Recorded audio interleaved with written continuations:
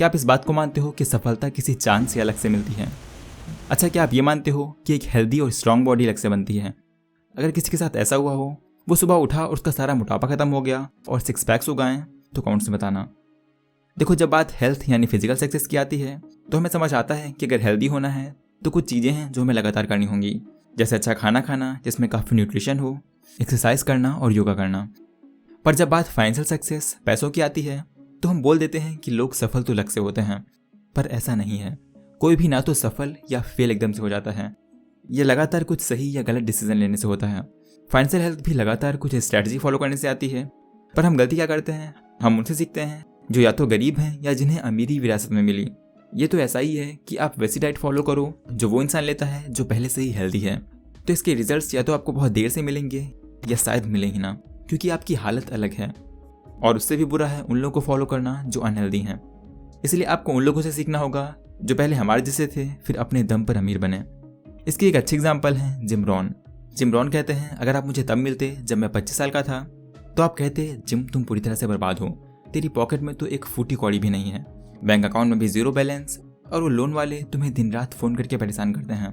तुमने अपना वादा जो बिना सोचे समझे फैमिली को दिया था सब तोड़ दिया, तो खुद की भी इज्जत नहीं करता। ये बात तब की है जब जिम रॉन ने सिर्फ 1 साल कॉलेज जाकर ये सोचकर कॉलेज छोड़ दिया था कि कॉलेज एजुकेशन यूजलेस है और मैं ऐसे ही बहुत पैसे कमा सकता हूँ। जिम ने 6 साल एक नौकरी से दूसरी नौकरी की, और जब वो 25 के थे तो भी उनके पास एक पैसा नहीं था। जिम कहते हैं कि उस टाइम पर मुझे लग रहा था कि मैंने कॉलेज छोड़कर बहुत बड़ी गलती कर दी। मैं वापस कॉलेज जाना चाहता था, पर मेरे पास उसके लिए भी पैसे नहीं थे। उस समय मेरी हालत ऐसी थी, मैं सारा इल्ज़ाम सरकार पे डाल देता, ये सब डेमोक्रेट्स की वजह से है ये कहता, टैक्स सिस्टम और इकोनॉमी को दोष देता, बैंक के हाई इंटरेस्ट रेट और अपने बॉस को बुरा भला कहता, फैमिली से झगड़ा करता, यहाँ तक कि मौसम, ट्रैफिक जाम और बाकी सर्कमस्टांसेस को भी ब्लेम करता। मेरे पास रीजंस की पूरी लिस्ट थी कि मेरे काम क्यों नहीं चल रहे हैं। जिम की लाइफ का टर्निंग पॉइंट तब आया जब जिम मिस्टर अर्ल से मिले। अर्ल एक बहुत ही सक्सेसफुल आदमी थे। जिम बोलते हैं, जब मैं मिस्टर अर्ल से मिला तो उन्होंने पूछा, मिस्टर रॉन तुम 6 साल से काम कर रहे हो, तो क्या वजह है कि तुम्हारी लाइफ में प्रॉब्लम्स हैं? और मैंने वही सारे रीजंस उन्हें बताए जो अभी आपको दिए। वो आराम से सुनते रहे जब तक कि मेरी लिस्ट खत्म नहीं हो गई। जब मैं चुप हुआ तो उन्होंने कहा, मिस्टर रॉन तुम्हारी प्रॉब्लम की लिस्ट में एक प्रॉब्लम मिसिंग है, जो हो तुम खुद। मैंने बोला, सब कुछ बहुत महंगा है। उन्होंने जवाब दिया, नहीं तुम्हारे पास बस पैसे नहीं हैं। मैंने कहा, मुझे मेरा बॉस बहुत कम पैसे देता है। उन्होंने डीपली बोला, नहीं ये उतनी ही सैलरी है जितनी तुम डिजर्व करते हो। अर्ल से मिलने के बाद जिम को अर्ल की सोचने का तरीका काफ़ी अच्छा लगा। फिर जिम ने अगले 5 साल अर्ल के साथ बिताए, जिससे कुछ साल बाद जिम रॉन ने वो सब अचीव किया जो उन्होंने पिछले 10 साल में अचीव नहीं किया था। तो क्या थी ये बातें जो जिम ने सीखी? जिम ने टोटल 7 स्ट्रैटेजी सीखी जो ना सिर्फ किसी को भी वेल्थ दे सकती हैं बल्कि साथ में हैप्पीनेस भी देंगी। जिम ने ये सारी स्ट्रैटेजी अपनी बुक में बताया है जिसका नाम है 7 strategies for wealth and happiness. तो आज इसी बुक से हम सारी स्ट्रैटेजी जानेंगे। तो स्टार्ट करते हैं नंबर 1 से, जो है unleash the power of goals. Rohit का सपना था कि उसके पास एक बड़ा घर हो। वो डीलर के पास जाता है और बोलता है, मुझे एक बड़ा घर चाहिए। डीलर बोलता है, ओके पर कितना बड़ा? रोहित बोलता है, बहुत बड़ा। डीलर पूछता है, अच्छा बेडरूम कितने होंगे? जिस पर रोहित बोलता है, बड़े बड़े बहुत से बेडरूम, और उसे ऐसा ही बाथरूम और पार्किंग एरिया चाहिए था। अब इसे सुनकर हमें लगेगा रोहित कितना पागल इंसान है, घर चाहिए और यही नहीं पता घर कितना बड़ा और कैसा होगा। पर यही सेम चीज़ हम भी करते हैं। आप खुद ही बताओ, आपको कितना अमीर बनना है? क्या आपको भी रोहित की तरह बहुत अमीर बनना है? ये ट्रिक सारे गेम यूज़ करते हैं। उनमें एक गोल होता है, ये हो सकता है लास्ट तक सर्वाइव करना या कुछ ऑब्जेक्टिव्स को कंप्लीट करना, क्योंकि इन गेम कंपनीज को अच्छे से पता होता है कि गोल की वैल्यू क्या है। गोल्स हमें मोटिवेट करते हैं आगे बढ़ते रहने के लिए। आपको 2 तरीके के गोल चाहिए। पहला लॉन्ग टर्म गोल्स जो आप 1 से 10 साल में अचीव करना चाहते हो। खुद से पूछो, मैं अगले 1 से 10 साल में क्या करना चाहता हूँ। जितना हो सके उतने गोल्स लिखो। क्या करना चाहते हो, क्या देखना, पाना, एक्सपीरियंस करना और शेयर करना चाहते हो। अब हर पॉइंट के बगल में लिखो उसे अचीव करने में कितना टाइम लगेगा। 1, 2, 5 और 10 साल। 4 सबसे इंपॉर्टेंट गोल्स को चूज करो। हर एक के लिए एक पैराग्राफ लिखो। जैसे आपकी आइडियल जॉब का स्कोप क्या है, सैलरी, टाइटल और आपको वो जॉब क्यों चाहिए। अगर कोई अच्छा रीज़न नहीं मिल रहा तो फिर वो गोल सच्चा गोल नहीं है। अब हर गोल को रेगुलरली प्लान करते रहो। सेकंड, आपको चाहिए होंगे शॉर्ट टर्म गोल्स जो 1 दिन से लेकर 1 साल तक पूरे किए जा सकते हैं। सभी गोल्स जो आपने चुने हैं उनकी लिस्ट बनाओ और उन्हें डेडलाइंस, प्रोजेक्ट्स या टॉपिक के हिसाब से शॉर्ट टर्म में क्लेरिफाई करो। शुरुआत में थोड़ा मुश्किल लगेगा, पर जब आप एक एक करके आइटम्स कंप्लीट करते जाओगे तो बड़ा ही सेटिस्फाइंग और मोटिवेटिंग फील होगा। और जब आप गोल्स को छोटे में ब्रेक करोगे तो इससे अगर आप एक शॉर्ट टर्म गोल अचीव नहीं कर पाते तो गोल ना अचीव करने की वजह से आपको बुरा महसूस होगा। इसलिए जब आप गोल्स को छोटे छोटे हिस्से में नहीं तोड़ते तो आपको सीधा बुरा लगता है जब बहुत देर हो चुकी होती है, और तब बुरा महसूस करने का कोई फ़ायदा नहीं, क्योंकि अब आप वैसे भी कुछ नहीं कर सकते। अपने गोल से मैक्सिमम निकालने के लिए याद रखना, गोल सेट करने का असली मकसद मटेरियल रिजल्ट्स पाना नहीं, बल्कि खुद को ग्रो करने और चेंजेस लाने के लिए मजबूर करना है। मान लो अगर आप मिलियनेयर बनना चाहते हो तो कुछ एटीट्यूड्स, नॉलेज, स्किल, डिसिप्लिन और ट्रेड्स अपने अंदर लाने होंगे। पूछो खुद से आपको क्या बनना पड़ेगा जो आप चाहते हो पाने के लिए। Strategy number 2, seek knowledge and wisdom. Her cheese possible है।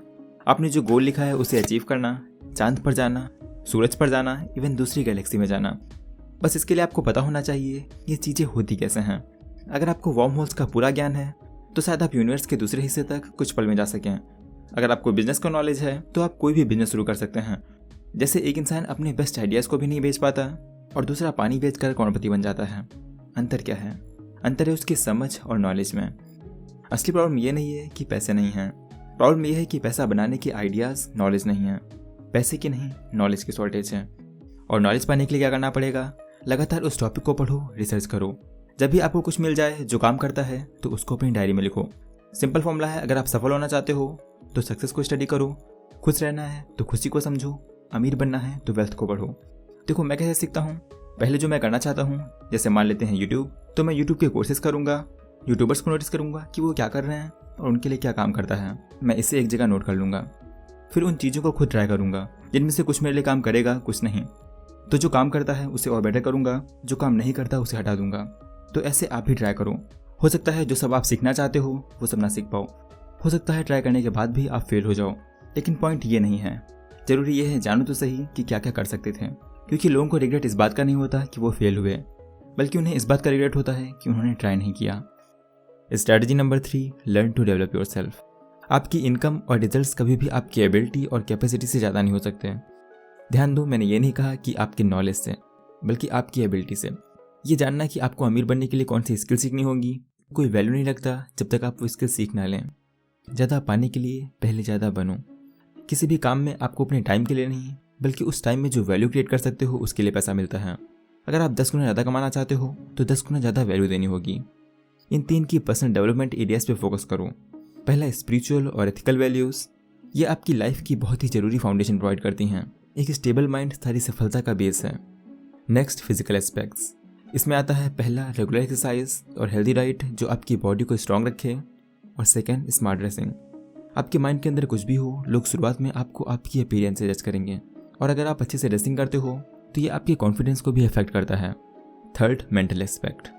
सोचो कि आपने जन्म से लेकर 18 साल की एज तक कितना कुछ सीखा है, और वही एक्सेलरेटेड लर्निंग रेट को पूरी लाइफ मेंटेन करने का ट्राई करो। Strategy number 4, manage your finances. Jim Rohn एक बार पैसों के मैनेजमेंट की बात कर रहे थे, तभी एक इंसान बोला, अगर मेरे पास ज़्यादा पैसे होते तो मेरा प्लान भी बढ़िया होता।